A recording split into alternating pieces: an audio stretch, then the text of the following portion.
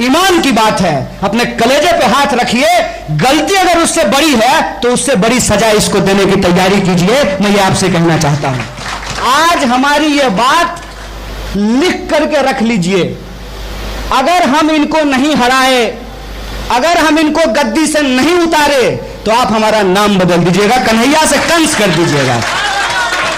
Double engine का सरकार मतलब 4 लोगों का व्यापार, 2 बेचेगा 2 खरीदेगा, सीधा हिसाब है।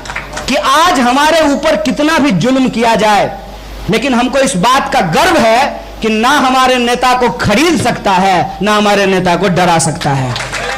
Modi ji, I love you. मैं तो आपसे प्यार करता हूं। मैंने ही आपको वोट दिया था और आप ही हमको डंडा दे रहे हैं। ये मसले हैं। सुबह शाम गोडसे को प्रणाम, जिस सत्ता में आए तो तुरंत आ गए रघुपति राघव राजा राम, पतित पावन सीताराम।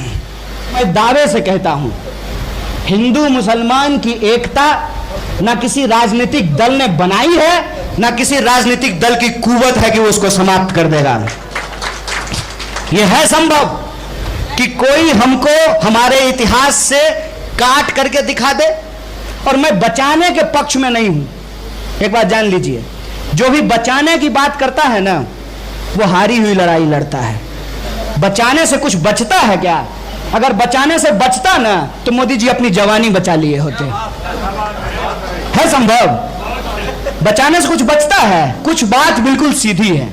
देखिए, प्रधानमंत्री तो कोई एक ही आदमी बनेगा ना, मुख्यमंत्री भी कोई एक आदमी बनेगा, एमपी 545 बनेगा, और हर राज्य की अपनी असेंबली का फिक्स सीट है।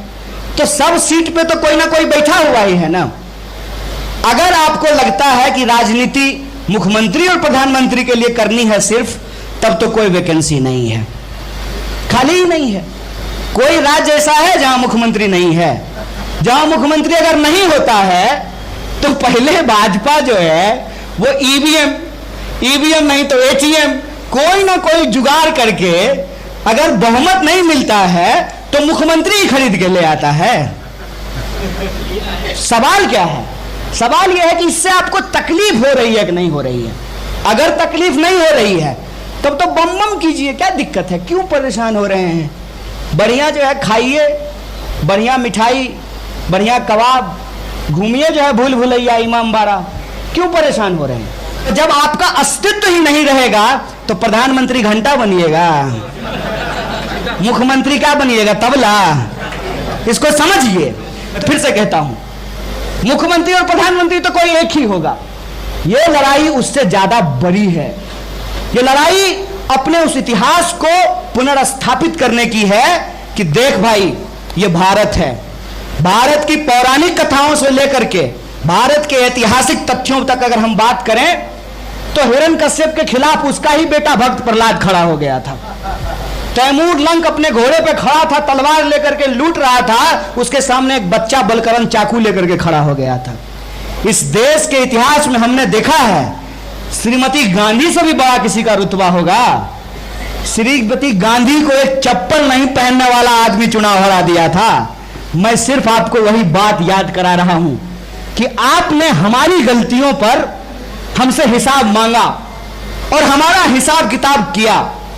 आज भी आपके सामने उससे ज्यादा बड़ी गलती हो रही है, तो मैं आपसे अपील करना चाहता हूं, ईमान की बात है, अपने कलेजे पे हाथ रखिए। गलती अगर उससे बड़ी है तो उससे बड़ी सजा इसको देने की तैयारी कीजिए। मैं ये आपसे कहना चाहता हूं। कहते हैं साहिब लुधियानवी साहब लिख करके गए हैं कि हमसे भी बेहतर कहने वाले आएंगे और आपसे भी बेहतर सुनने वाले आएंगे। आपको किस बात का गुमान है? अरे अंग्रेजों को भी गुमान था कि उनको कोई हरा ही नहीं सकता है। जब 200 साल की गुलामी से हम लोग जीत सकते हैं तो इनको तो अभी 20 साल नहीं हुआ है साहब। किस बात का गुमान लेकर के ये चल रहे हैं? मैं कहता हूं कि अपने अपने हिस्से की लड़ाई लड़ी जाए और देश बनाने के लिए लड़ा जाए। आज मसला प्रधानमंत्री का नहीं है, मसला मुख्यमंत्री का नहीं है, मसला है कि कौन ईमानदारी से छाती चौड़ा करके सरकार के आंख में आंख डाल करके सवाल कर सकता है, कौन इस देश की संस्कृति, न्याय और इसके मूल्य को लेकर के खड़ा हो सकता है, कौन इस देश की बहुदलीय व्यवस्था को सुरक्षित रख सकता है। मैं कहता हूं कि अगर नेहरू जी भी मोदी जी की तरह तानाशाही होते तो मोदी जी देश के प्रधानमंत्री बन पाते?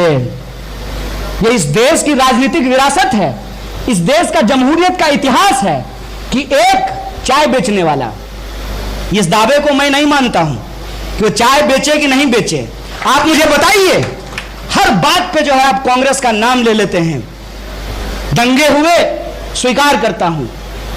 और इस देश में डॉक्टर मनमोहन सिंह देश की संसद में खड़ा होकर के इस देश के सिखों से माफी मांगा और कहा कि यह गलत हुआ है। हिम्मत तो मोदी इस देश के मुसलमानों से माफी मांग करके दिखाए। दूज और दू बराबर 4 राजनीति में नहीं होता है।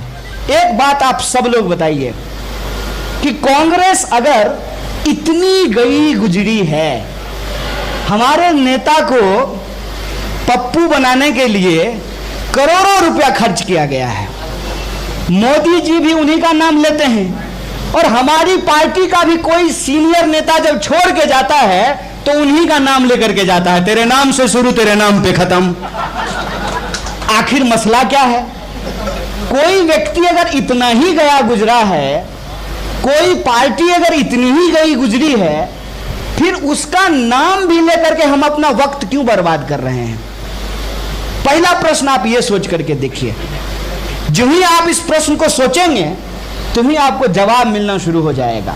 ये जो बदलाव हुआ है, इस बदलाव में आप तय कर लीजिए कि आप किस ओर हैं। भाजपा ने यह तय कर लिया है कि बीच का कोई रास्ता नहीं होता है। पास पढ़ते हम लोग हैं, अब फॉलो लगता है मोदी जी कर रहे हैं।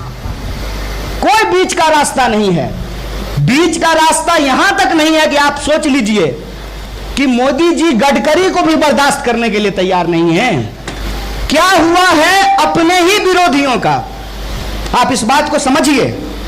उन्होंने बीच का कोई रास्ता नहीं छोड़ा है। उन्होंने यह बात तय कर ली है, हम दो हमारे दो।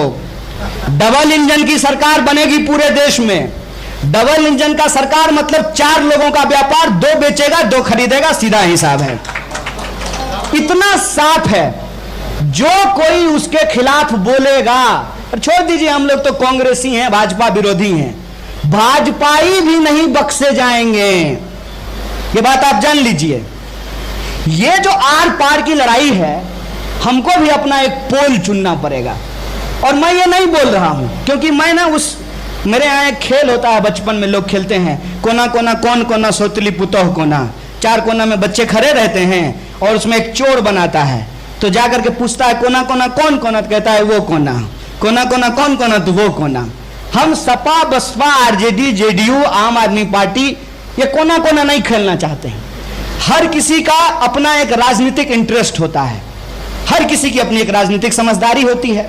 मैं ये दावा नहीं कर रहा हूं कि मेरी राजनीतिक समझदारी सबसे अच्छा है, लेकिन मैं जितना देख पा रहा हूं तो मैं ये देख पा रहा हूं, अगर इस बात में किसी की असहमति हो तो मैं मानने के लिए तैयार हूं।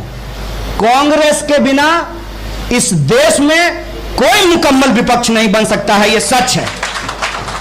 और जहां तक त्याग का सवाल है, मैं जिस नेतृत्व की बात कर रहा हूं उसके बारे में एक बात आप सब लोग समझ लीजिए कि अगर वह नेतृत्व इस देश के संवैधानिक मूल्यों से समझौता किया होता, तो दावे से बोल रहा हूं इस बात को, अगर वह नेतृत्व पूंजीपतियों के सामने पूरे तरीके से घुटने टेक दिया होता, अगर वह नेतृत्व इस देश की सांप्रदायिक शक्तियों से हाथ मिला लिया होता, तो मोदी जी की जरूरत इस देश को नहीं पड़ती।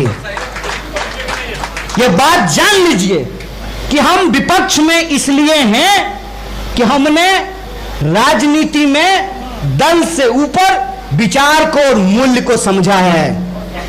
हमको एक अभी साथी ने कहा कि छोड़ना मत यार। हम बोले साहब वह पथ क्या पथिक कुशलता क्या जिस पथ में बिखरे सूल न हो, नाविक की धैर्य परीक्षा क्या जब धाराएं प्रतिकूल न हो।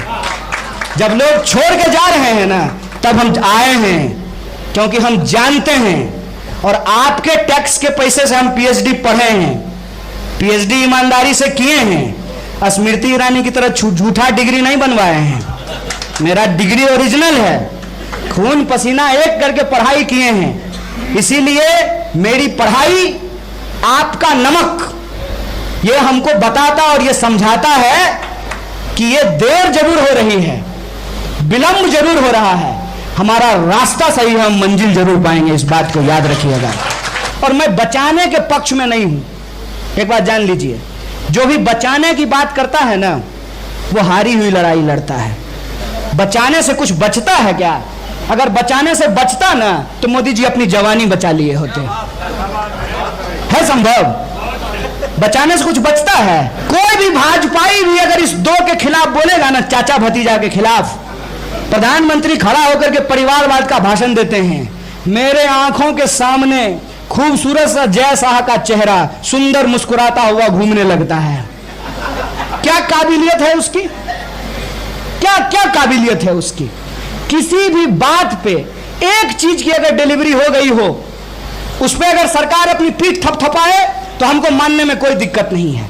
सरकार ने एक भी चीज की डिलीवरी नहीं की है, और कोई भी अगर उस पर सवाल खड़ा करेगा तो सीधे तौर पे उसको हिंदू विरोधी, सेना विरोधी, देश विरोधी, एंटी नेशनल, अर्बन नक्सल और टुकड़े टुकड़े गैंग का बोला जाएगा। दिनकर जी ने कहा है कि समर शेष है नहीं पाप का, भागी केवल व्याघ्र, जो तटस्थ हैं समय लिखेगा उनका भी अपराध।